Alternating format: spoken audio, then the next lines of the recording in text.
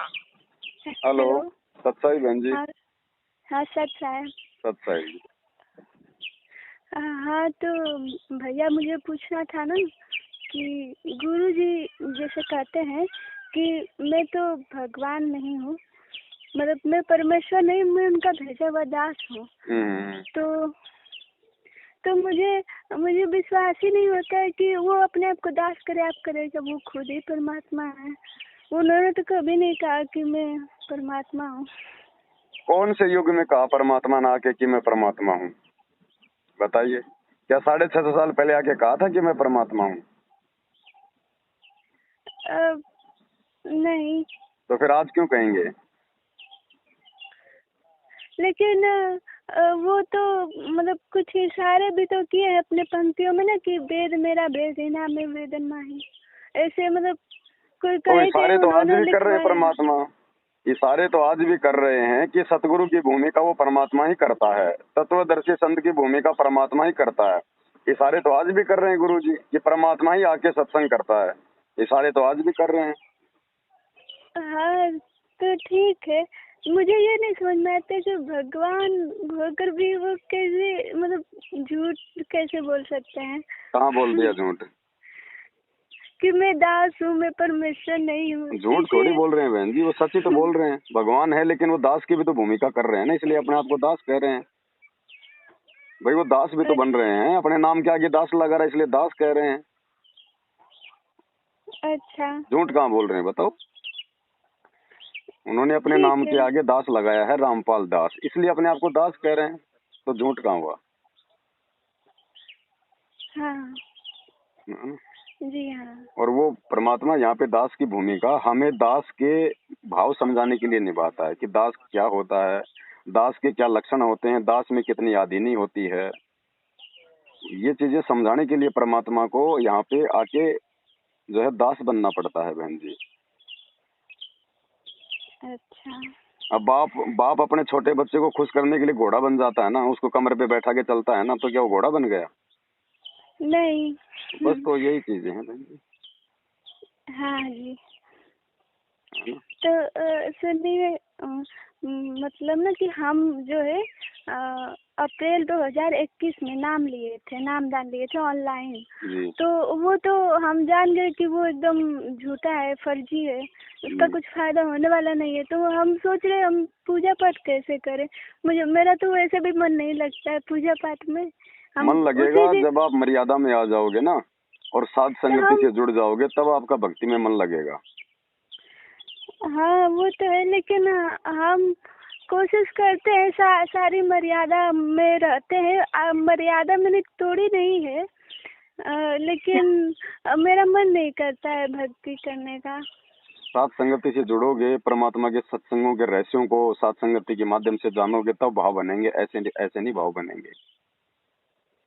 Management अच्छा का साथ बिल्कुल छोड़ना पड़ेगा, और वो जो नाम जो तुम्हें मिला हुआ है ना, उसको मत छोड़ना। मैनेजमेंट को छोड़ना है, नाम नहीं छोड़ना। नाम तो परमात्मा का ही है। मर्यादा में रहेंगे तो अपना काम करेगा। तो वो काम करेगा अगर मर्यादा मर्यादा में। में रहोगे तो, मैनेजमेंट का साथ छोड़ोगे तो, साथ संगति से जुड़ जाओगे तो, घर में गुरु जी को भोग लगाओगे तो, अच्छा वैसे कुछ काम नहीं करेगा।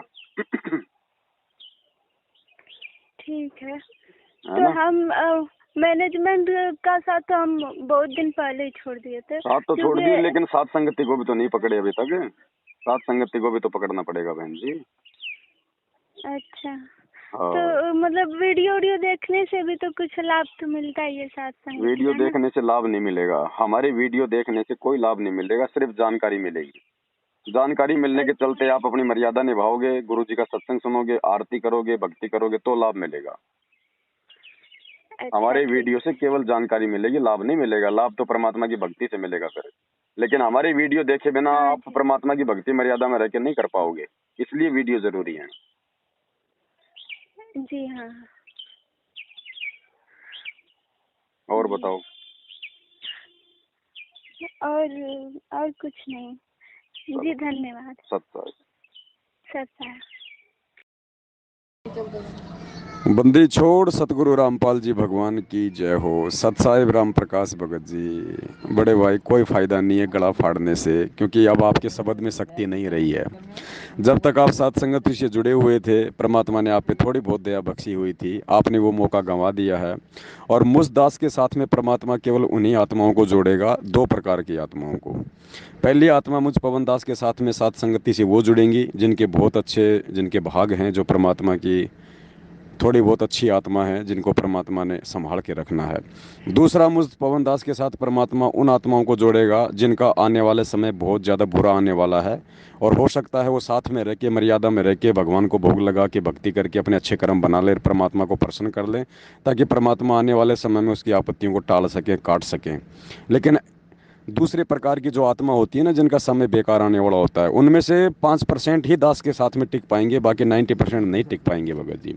तो आप भगत जी उन 5% वाली आत्माओं में हो, और आप जो कांटे बो रहे हो अपने खुद के राह में, आने वाले समय में आपको ही चुभेंगे भगत जी। रही बात ये हिसाब किताब की, भगत जी ये बच्चों वाली बातें हैं, अच्छी नहीं लगती आप लोगों के मुंह से। इसलिए आप अपनी भक्ति करो, क्योंकि जिसने पैसे दिए हैं उसको हिसाब की ज़रूरत है नहीं, और फालतू के लोगों को हमने हिसाब देने की आवश्यकता नहीं है। ये ऑडियो खाली इसलिए डाल रहा हूँ आपको, क्योंकि दास आपके थोड़ा संपर्क में रहा हुआ है, बस। बाकी मुझे आवश्यकता नहीं है। ऐसे तो दिन में कोई 50 फ़ोन आते हैं भगत जी। भोंकने वाले तो 7 साल से भोंक रहे हैं, हमारे कोई फ़र्क नहीं पड़ता। परमात्मा ने आगे बढ़ने की शिक्षा और प्रेरणा दी है, क्योंकि जिसको पहाड़ पे चढ़ना होता है ना, तो चूहे बिल्ली की तरफ नहीं देख, वो चूहे और बिच्छुओं की तरफ नहीं देखता भगत जी, वो अपने मकसद की तरफ देखता है। तो आप जैसे भाई बहन बहुत हैं संगत में, जो दिन रात अपनी मनमानियाँ करते रहते हैं, आप करते रहो, समय आने पे परिणाम भी आप ही भोगोगे भाई। सत साहिब, मैं तो 7 साल से ऐसे हज़ारों लोगों को देख चुका हूँ भगत जी, जो आंधी की तरह आते हैं, तूफान की तरह उड़ जाते हैं, पता भी नहीं चलता कौन से रास्ते से आए थे। तो इस मार्ग में वही टिकेगा जो प्रेमी आत्मा होगी, जो विश्वासी आत्मा होगी। राग द्वेष निंदा चुगली ये भक्ति मार्ग में नहीं चलती है, बकवाद नहीं चलेगी यहाँ पे, परमात्मा रिजेक्ट कर देगा। जो यहाँ पे प्यार प्रेम से नहीं रह सकता, सतलोक में क्या खाक रहेगा। इसलिए परमात्मा उन आत्माओं को साइड में कर देगा, जैसे आपको कर दिया है। अब आप लोग चिल्लाते रहो दिन रात, कोई नहीं सुनेगा भगत जी आपकी। सत साहिब।